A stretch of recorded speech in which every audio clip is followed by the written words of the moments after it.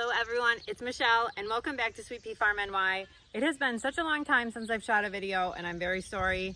I do this at the beginning of every summer it seems. It's just life gets very crazy. You know how it is. So I just wanted to give you guys an update on what's been happening because there's been a lot. So it is the middle of June and we do have our garden planted. We have several in-ground beds that have squashes planted. This one is spaghetti squash. Not having great germination, so going to have to replant some in there. Those are the raspberry bushes taking over. This bed is purple sugar snap peas that are going on the trellis and just starting to come along. And in the rest of the bed, I have planted rows of root veg like carrots, beets, rutabagas, and parsnips. And then my red cabbages for, of course, making sauerkraut in the fall. This bed is kind of a hot mess. It's my garlic bed, essentially. You see the scapes are just coming. I think I'm gonna harvest those scapes today. But it's also supposed to be cucumbers. I had one cucumber germinate, so we just planted more of those yesterday on the trellis, and we're gonna hope that those come back. But the garlic looks great. Lots of it is elephant garlic, which, as many of you probably know by now, is more of a leek than it is a garlic, but it is there and we use it for garlic, and the scapes are huge and awesome. My tomato beds are full. These are Mr. Stripeys, which are a big, slicer tomato. These are all reseeded, and I'm hoping some of these are ox hearts because those are my favorites, and I had a hard time finding the seeds for them, so I have some planted on the other side, but they're late. These are a cherry tomato. These are Sweet 100s, another cherry tomato over here on this side, and these were some seeded heirloom cherries, really pink bumblebee and stuff like that. They call them from Baker Creek. This is self-seeded. I have no idea what that is. These are ox hearts I planted, and this one is an orange slicer. I don't remember. Oh, the tag is in there. It is a Jubilee tomato, it says. So some orange slicer I got at a local garden center. So I've been pruning that and it's doing well and starting to flower. So not too bad. I also just saw one of our little honeybees. We did replace our beehive this year because we lost it over the winter after 4 years. So I harvested a bunch of honey, and way back there behind that goat shed is our beehive. So the bees are doing well. Oh, I'm stepping on my strawberries are netted to keep the birds off, and I'm just disheveled that stepping on it, but we've been getting about a quart of strawberries every evening, which is awesome. My kids love to be able to just come out and pick ripe strawberries. They started out as 3 plants and took over this bed. Some of them did run out. Like you can see, this little guy right here is probably gonna try to run out and plant in the ground, but all I do is just dig those up and put them back in the bed. So it just keeps them all together, and then we can go through and harvest. So lots and lots of strawberries coming along.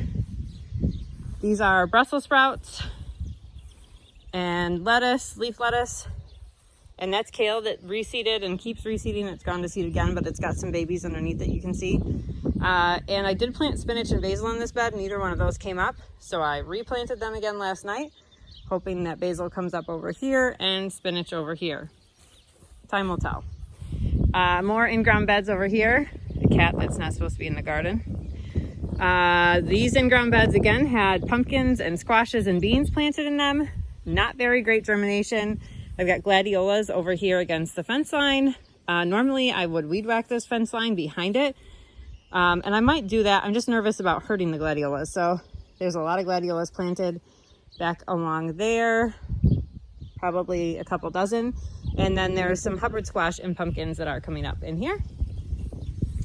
And these are more squashes in this bed.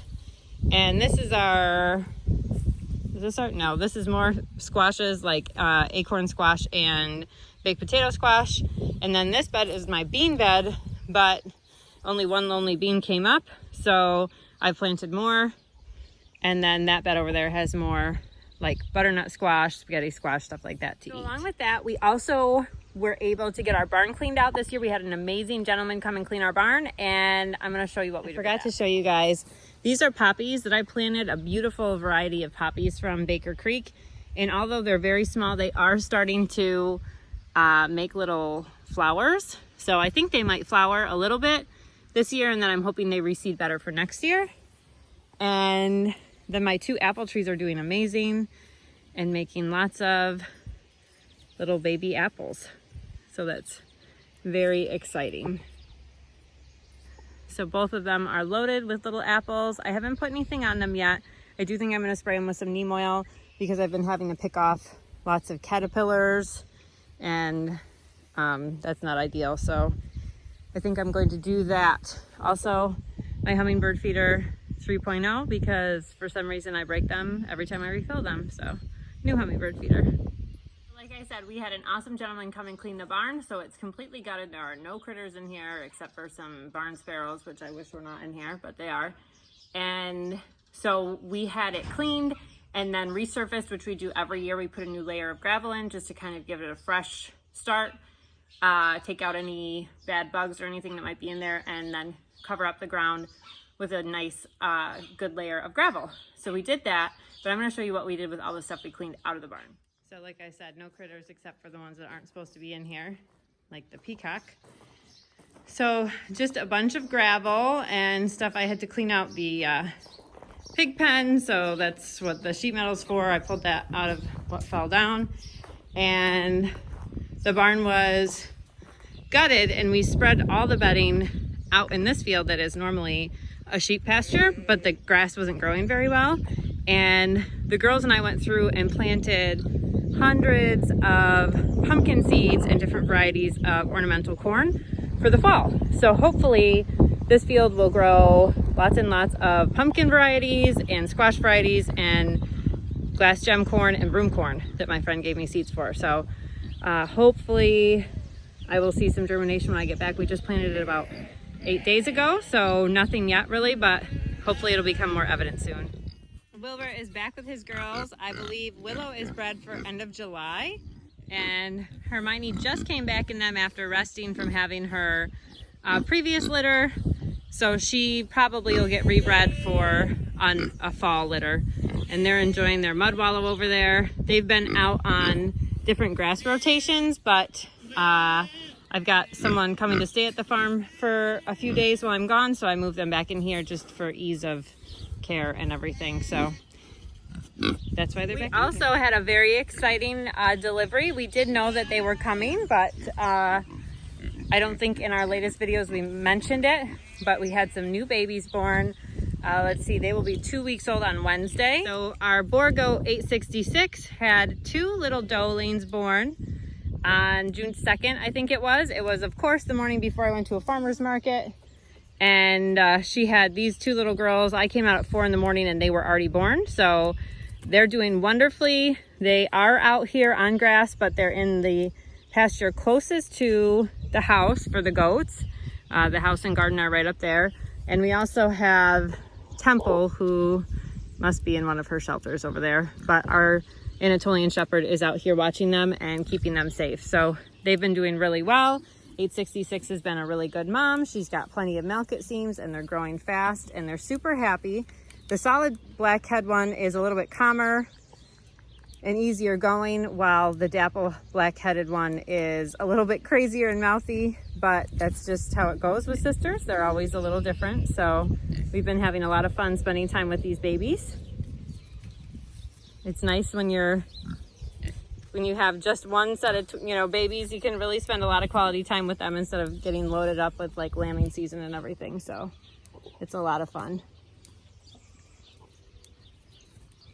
Ivy and Maple are doing really well and growing. Apparently Maple has to go potty now, but Ivy just did really well in the Empire Cooney Coon Pig Association virtual show, the Spring Classic. She won a class of 16 female pigs in her age group. Maple's not registered, so we couldn't show her, but we are sure that she would have won Best in Show if she was entered because she's so perfect and beautiful. But we were really proud of Ivy. Wilbur was entered in the same show, so Ivy and Wilbur are my 2 registered pigs. The rest of them are unregistered at the moment. Wilbur won his class as well, and we were super excited about that because we are very new to trying to get them to show and do well. We obviously had to give him a bath because they like to hang out in the mud. So both Ivy and Wilbur got baths and showed and won their classes, and we were just so excited about that because we'd only done one virtual show before with Ivy, and she had gotten like a 3rd place, but certainly nothing like the first out of like 16 pigs. So super excited. Nice teeth you got there, Wilbur. You so handsome. You're so handsome. Wilbur's getting a little dental treatment when I get back from my trip. The vet's gonna come and trim his tusks. So they are getting a little long, and the little girls love to spend lots of time with him. So just to be safe, we're gonna trim his teeth, and that way the girls can get in with him and we don't worry that he accidentally catches them with one of his tusks. How handsome.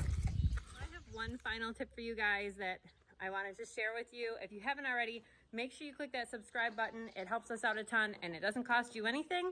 And click the thumbs up. Again, gives us a big help and doesn't cost anything to you guys. We really appreciate it. If you have any questions, we love to answer them.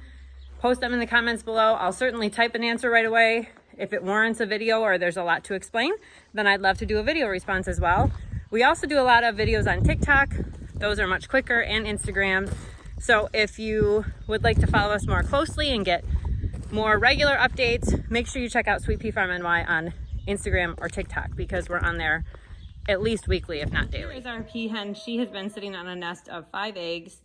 Last time I was able to check them, they were all developing. So they are due to hatch anytime around this weekend, around the 20th or so.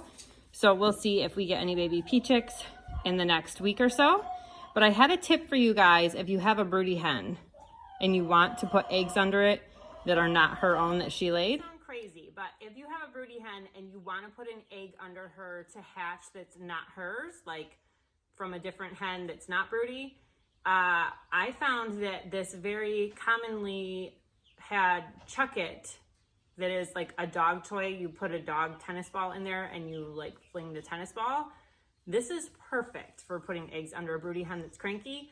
You just gently put the fertilized egg in the Chuck It and then just scoot it under the hen, and with the long handle, it keeps you from getting pecked at or anything. So if you have a Chuck It laying around or see one at a garage sale or, you know, Dollar Tree or something, grab one, because they're super handy. We did this several times with the broody hen and some pea chick eggs. The eggs did not end up hatching.